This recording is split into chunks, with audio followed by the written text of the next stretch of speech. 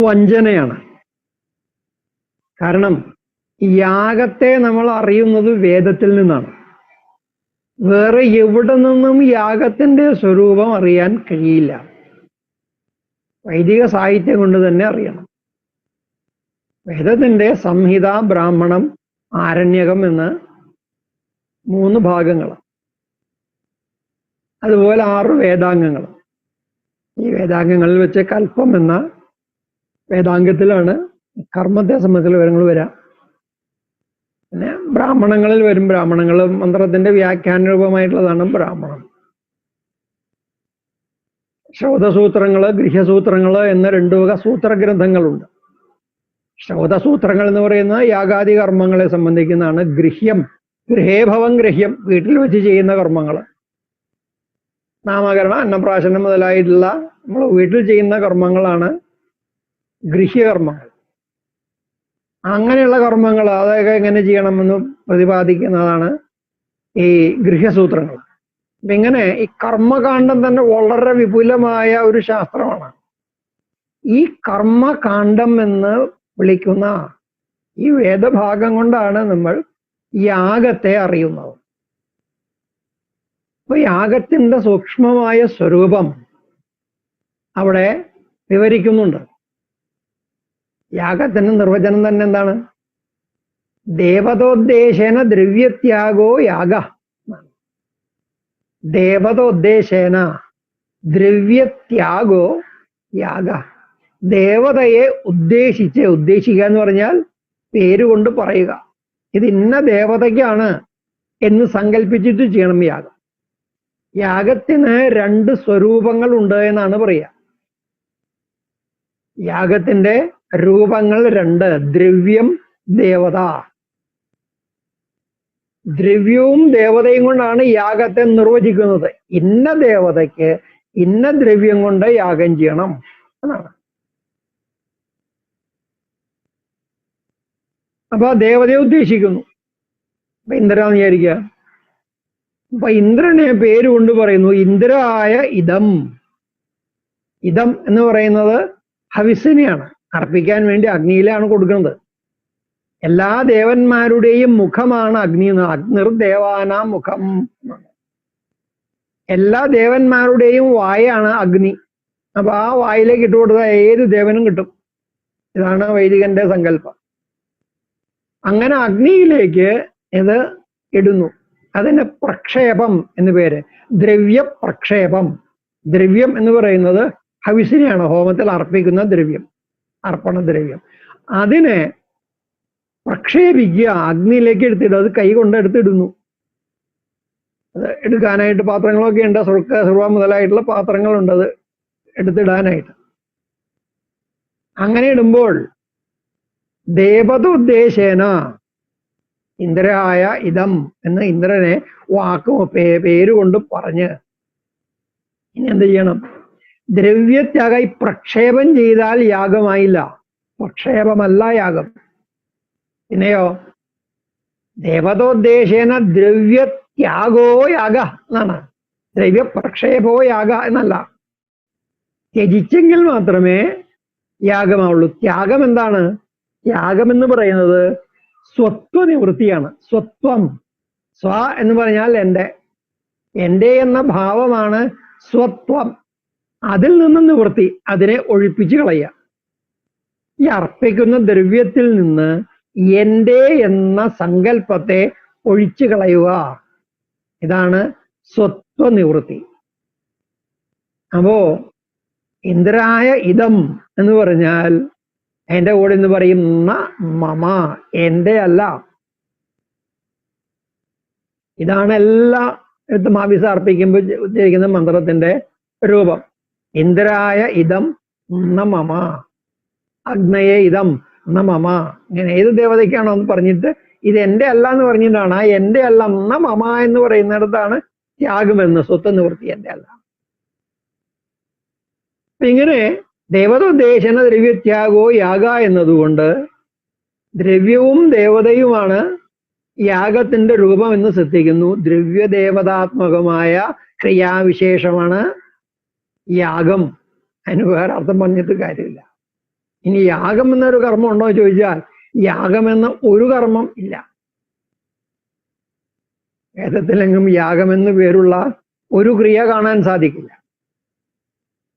5 പ്രയാജ്യങ്ങളും 5 അനുയാജ്യങ്ങളും ചേർന്ന 10 കർമ്മങ്ങളുടെ സമുദായമാണ് യാഗം. പഞ്ചപ്രയാജ്യങ്ങള്, 5 അനുയാജ്യങ്ങള്, ഇവ 10ന്റെയും സമുദായമാണ് യാഗം.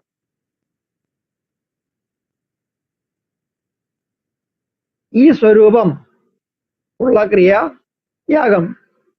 ഇതാണ് വേദത്തിന്റെ സങ്കല്പം. വേദത്തിൽ ഇതിനെയാണ് യാഗം എന്ന് പറയാ. പിന്നെ ഓരോരുത്തർക്ക് അവരുടെ ഇഷ്ടം പോലെ എന്ത് വേണമെങ്കിലും പറയാം, അത് വേദത്തിന്റെ യാഗമാവില്ല. വേദത്തിൽ ഇതാണ് യാഗം. ഈ യാഗത്തെ വളരെ സ്പഷ്ടമായിട്ട് ദേവതയെ ഉദ്ദേശിച്ച് ഈ ദ്രവ്യങ്ങള് സ്വത്വനിവൃത്തിയോടുകൂടി സമർപ്പിക്കുക എന്ന രൂപത്തിലുള്ള ഈ റിച്വൽ, ഈ ക്രിയ, ഇതാണ് യാഗം. അപ്പൊ ഇതിനെ യജ്ഞം എന്ന് പിന്നീട് വിളിക്കാണ്. യാഗത്തെ യജ്ഞമെന്ന് വിളിക്കുന്നു. യജ്ഞം എന്ന വാക്കിന് വേറെ അർത്ഥമുണ്ട്. യജ്ഞം എന്ന വാക്കിന് ഈ ദേവതോദ്ദേശന ദ്രവ്യത്യാഗം എന്ന അർത്ഥമല്ല ഉള്ളത്. യജ്ഞം എന്ന് പറഞ്ഞാൽ പഞ്ചപ്രയാജ്യങ്ങളും 5 അനുയാജ്യങ്ങളും അല്ല. അതിനർത്ഥം വേറെയാണ്. യജ എന്ന ധാതുവിൽ നിന്നാണ് രണ്ടും ഉണ്ടാവുന്നത് എന്നുള്ളത് ശരി. പക്ഷെ യജ്ഞം എന്ന പദം ഇത് വേദത്തിന് മുമ്പേ തന്നെ ഉണ്ട്. ഇത് ആത്മവിജ്ഞാനത്തിലെ ഉള്ളതാണ്. ആത്മവിജ്ഞാനത്തിന്റെ ജീവിതചര്യ, ജീവിത നീതിയാണ് യജ്ഞം. അതിന് കർമ്മയോഗം എന്നും പേരുണ്ട്. അവിടെയാണ് വിശാലാർത്ഥം വരുന്നത്. ആ അർത്ഥമാണ് വേദത്തിലെ യാഗം എന്ന് പറയുന്നതിന് എന്ന് വെറുതെ അവകാശപ്പെടുകയാണ്. ഇത് അവകാശപ്പെട്ടിട്ട് എന്താ കാര്യമല്ലേ? ഇതൊക്കെ 10,000 കൊല്ലം മുമ്പ് അത്യന്ത സൂക്ഷ്മമായിട്ട് അതിവിസ്തരമായിട്ട് ഒരു വിശദാംശവും ഇനി ചെലുത്താൻ കഴിയാത്ത വണ്ണം വിശദാംശ സമ്പൂർണമായിട്ട് എഴുതി വച്ചിട്ടുള്ളതാണ്. വെറുതെ വായിച്ചു നോക്കിയാൽ അറിയാം. ആലോചിക്കേണ്ട ആവശ്യമില്ല. കാരണം ഓരോ വാക്കും അറിയേണ്ട ഓരോ വാക്കും എഴുതി വെച്ചിരിക്കുകയാണ്. ഒന്നിനും കൂട്ടിച്ചേർക്കാനില്ല, ആലോചിച്ച് കണ്ടുപിടിക്കാനില്ല, വ്യാഖ്യാനിച്ചുണ്ടാക്കാനില്ല. അതുപോലെ എഴുതി വെച്ചിട്ടുണ്ട്. അതിനെപ്പറ്റി ഇങ്ങനെയൊക്കെ പറയാൻ തുടങ്ങിയാൽ മഹാകഷ്ടമെന്നല്ലാണ്ട് ഒന്നും പറയാനില്ല. അപ്പൊ യജ് എന്നതിന് സംഗതീകരണം നടത്തും. ഈ ധാത്വർത്ഥവും മാറ്റിയിട്ടുണ്ടാവും, ധാതുപാഠവും മാറ്റിയിട്ടുണ്ടെന്നാണ് എൻ്റെ കാഴ്ച. മാറ്റേണ്ട ആവശ്യമുണ്ട്. ധാത്വർത്ഥം മാറ്റാണ്ട് ഭാഷയിലെ വഞ്ചനകൾക്കൊന്നും നിലനിൽപ്പില്ലല്ലോ.